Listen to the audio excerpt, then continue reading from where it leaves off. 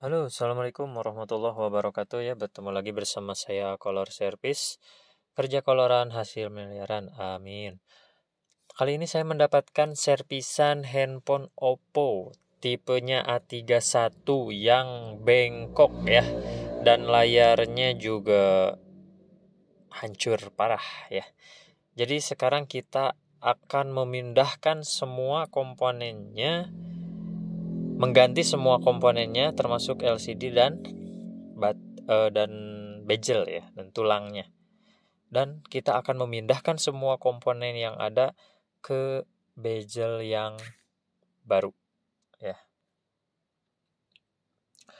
Oke, ketika layar yang retak seperti biasa kita gunakan lakban ya untuk mengantisipasi melukai baik ke tangan ataupun pas kita congkel bisa juga ke mata ya.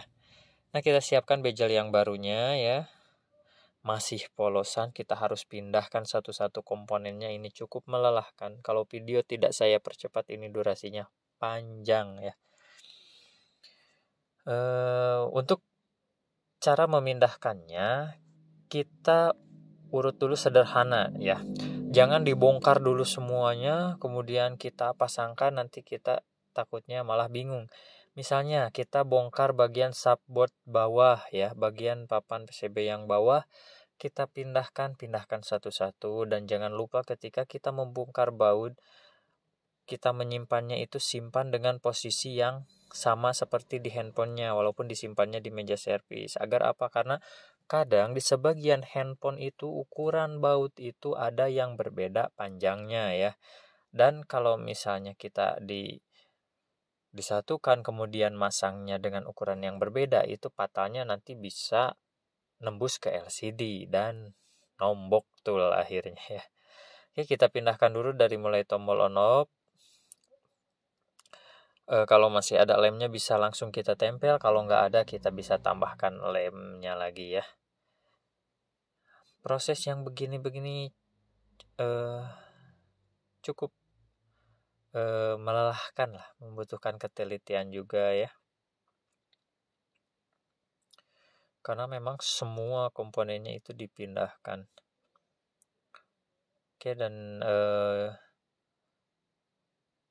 kita bisa tes dulu untuk LCD-nya ya.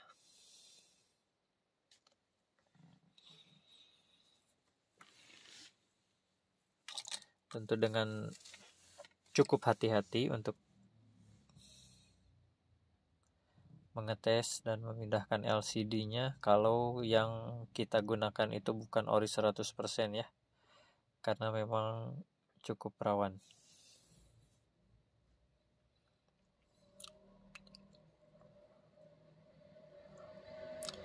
Nah, oke. Setelah kita tes, alhamdulillah aman, kita bisa lanjut proses pemindahan, dan untuk pengeleman LCD-nya di terakhir aja ya. Dan untuk mengetes LCD itu, untuk LCD yang sekarang kita membutuhkan waktu cukup 5-10 menit itu ya. Kalau di grosir kita tes aja sampai segitu, nggak apa-apa. Kenapa? Karena beberapa kejadian teman-teman dan saya juga pernah ngalamin itu di 1 menit pas saya tes, dan ada juga yang di bawah 1 menit ya, beberapa detik itu nyala normal, tapi tiba-tiba pret, mati LCD-nya, mati beneran.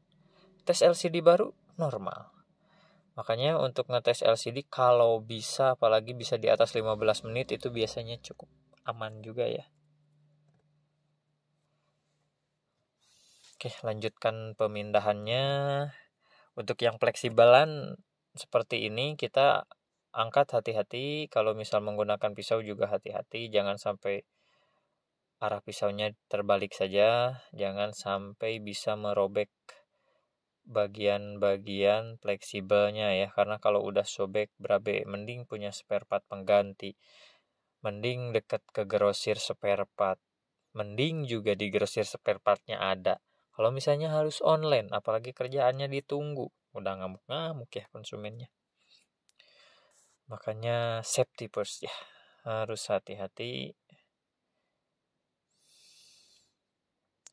Nah, ini saya juga mulai dari bawah dan saya menyimpan baut itu seperti itu ya.